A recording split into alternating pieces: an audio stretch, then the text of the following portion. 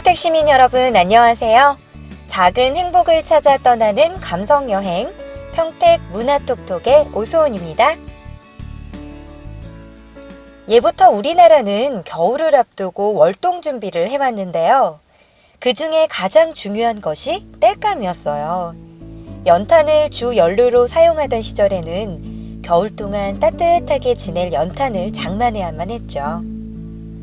그리고 다른 하나가 바로 한국의 대표적인 전통 음식 김장입니다. 지금까지도 겨울나기 준비에 가장 중요한 음식인데요. 이렇게 연탄 장만과 김장을 끝내놓고 나면 겨울 준비를 다 마쳤다고 생각했습니다. 하지만 우리 주변을 둘러보면 겨울에 기본적인 먹을거리인 김장조차도 준비하지 못하는 불우한 이웃들이 참 많이 있어요. 그래서 이맘때가 되면 기업체나 사회봉사단체들이 불우이웃을 위한 김장 담그기 행사를 하는데요. 우리 시에서도 2014 사랑의 김장 나누기 행사가 지난 22일 지하주차장에서 열렸는데요. 이날 행사에는 시민 자원봉사자와 미군 장교부인회 등 287여 명이 참여해서 김장 전달식을 시작으로 김장 나누기 행사가 진행됐습니다. 이날 행사에서 마련한 김장김치는 총 4,000포기였는데요. 관내 지체장애인협회 등 9개 시설과 팽성읍, 포승읍 등의 독거노인 및 소외계층이 거주하는 22개 읍면동에 전달해 훈훈한 정을 나눴습니다.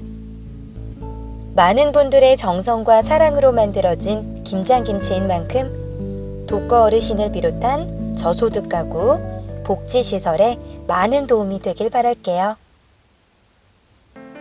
30대는 연애도 참 힘든 것 같아요. 대부분 부모님의 과도한 기대와 보호 속에서 살아왔고 또 공부만 잘하면 모든 것이 용서됐던 세대죠. 스스로 뭘 결정하거나 또 책임을 져본 적이 많지 않기 때문에 내 삶을 뒷받침해줄 그런 부모님 같은 연인을 찾게 되는 것 같아요. 그러나 그런 연인이 어디 있을까요? 멋지고 괜찮은 사람들은 이미 다 결혼했다고 탄식을 늘어놓기 전에 진정한 연인을 찾는 것인지 아님 기댈 언덕을 찾는 것인지 한번 곰곰이 생각해 봐야겠어요. 김혜남 작가의 30살이 심리학에게 묻다 그 마지막 이야기 시작할게요. 내게도 다시 사랑이 올까? 왜 자꾸만 사랑을 확인하게 되는 걸까? 사랑이 조금이라도 식는 것을 못 견디는 성급한 이 시대 사람들이 잘 모르는 사랑의 특성이 있다.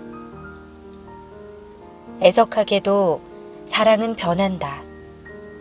왜냐하면 사랑은 과정이기 때문이다.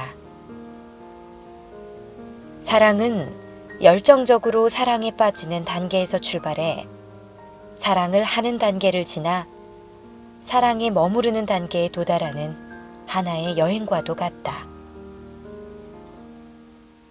그러므로 열정이 식었다고 해서 사랑이 끝난 것은 아니다. 그러니 그럴 때 넌 변했어. 이제 너는 나를 사랑하지 않는 거야. 라고 섣불리 규정 짓는 것은 어리석은 행동이다. 지천명의 나이가 되고 보니 조금은 알게 되는 것들이 있다. 그 가운데 하나가 사랑에 빠지기는 쉬워도 사랑에 머무르기는 정말 쉽지 않다는 사실이다. 사랑에 머무는 단계는 현실 속에서 서로의 삶을 나누며 따뜻함과 부드러움 속에 사는 것이다. 또한 행복하고 편안한 가운데 서로의 존재를 감사하게 생각하는 것이다. 사랑에 머물기 위해서는 상대를 이해하고 있는 그대로를 인정하며 그 어느 때보다 깊은 애정을 가지고 관계를 지속시킬 수 있어야 한다. 사랑은 확인하는 게 아니라 확신하는 것이다. 사랑 갖고 장난치지 말기를.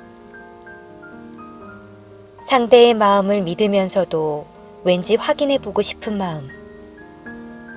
그럼으로써 불안함을 없애고 싶은 심정을 모르는 것은 아니지만 그럴수록 조심해야 한다. 상대의 태도가 조금만 기대에 못 미쳐도 애정이 식었다며 토라지는 건 애교라 쳐도 피곤에 찌든 상대에게 사랑한다면서 그것도 못해줘? 라고 닥달하거나 도끼 눈을 뜨면서 날 진짜 사랑해? 그럼 사랑한다고 말해. 라고 윽박지르는 행동은 잘못된 것이다. 능동적으로 사랑을 지켜내야 하는 것이다. 30대는 더 뜨겁고 간절하게 사랑할 수 있는 나이라고 생각해요. 자신의 욕망에 좀 더 솔직해지고 충실해졌고 또 과거 사랑의 경험이 바탕이 돼서 상대에게 너무 많은 것을 요구하지 않기 때문이죠. 그리고 뒤늦게 만난 상대의 소중함을 알기 때문이고요. 내게도 다시 사랑이 올까? 기혼자들의 위험한 생각, 그 속에 숨어있는 결혼의 본질.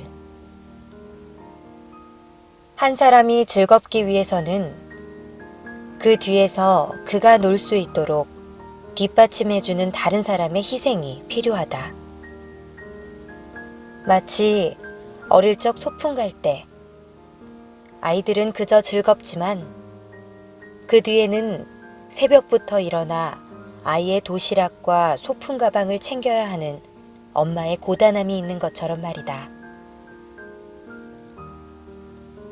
그런데 어릴 적부터 엄마의 보살핌을 당연시했던 사람들은 막상 결혼 생활을 시작하면 행복은 그냥 만들어지는 것이 아니고 어떤 식으로든 노동이 필요한 것임을 알게 된다.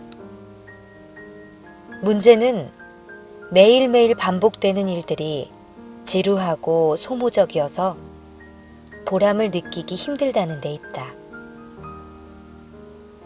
그래서 내가 이렇게 힘든데 알아주지 않는 상대가 야속하게 느껴지면서 과연 상대가 나를 사랑하는 건지 아니면 자기 편하자고 결혼한 건지 의심하게 된다. 더구나 이런 일의 초보자라면 일이 더욱 힘들게 느껴지면서 누군가 이 일을 소리 없이 해주었으면 하는 바람이 슬그머니 고개를 들게 된다. 사랑한다면 내 엄마, 아빠가 그랬던 것처럼 상대가 나를 편하게 해줘야 하는 것 아닌가 하는 이기적인 발상을 하는 것이다. 그러다 보니 일의 분담을 놓고 마찰이 일어난다. 사랑이 자신의 생존을 위해 상대를 필요로 하는 감정이자 행위임을 어느 정도 인정한다 해도 끝없이 요구만 하는 사랑은 미숙한 사랑이다. 자신이 행복하면 당연히 상대도 행복할 것이라는 착각을 버려라. 진정한 사랑은 배려 위에서 성장한다. 상대의 마음이 다치지 않도록 상대의 힘든 부분을 같이 나누려 노력해야만 일상의 지루하고 소모적인 일들에 치이지 않고 행복을 가꾸어 나갈 수 있다. 결혼, 두려운 과정 중에 하나죠. 가끔 제 주변에 결혼한 친구들은요, 결혼 괜히 했다. 넌 꼭 혼자 살아라? 하면서 남편 욕에 시댁 욕을 한 보따리씩 해요. 하지만 독신주의라고 말하면서 싱글을 즐기는 선배들 역시 그다지 행복해 보이진 않아요. 견디기 힘든 두 가지 감정이죠. 외로움과 구속 중에 한 가지를 고르는 일은 결코 쉽지 않다는 건데요.